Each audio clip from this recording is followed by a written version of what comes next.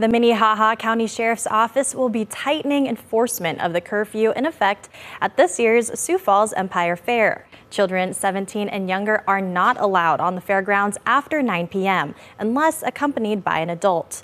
The curfew is now going into its fourth year, and as KELOLAND's Perry Groten reports, law enforcement says that's long enough time for underage teens and their parents to get the message.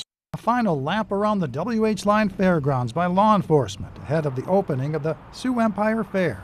I describe it as like a wedding. You work a long time to get everything prepared, and then it happens. But sometimes you have wedding crashers.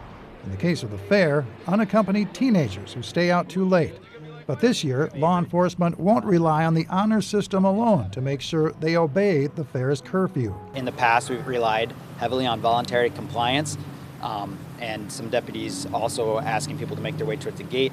This year we'll be actively seeking out people that are violating the curfew potentially and asking them to leave.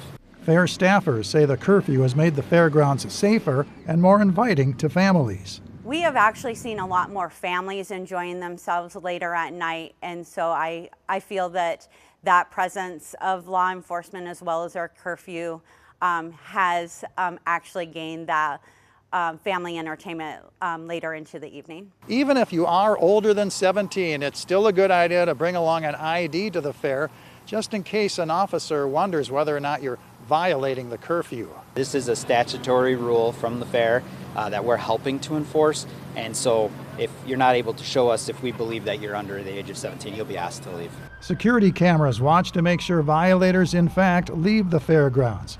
If they don't, officers will escort them off the property. In Sioux Falls, Perry Groten, KELOLAND News.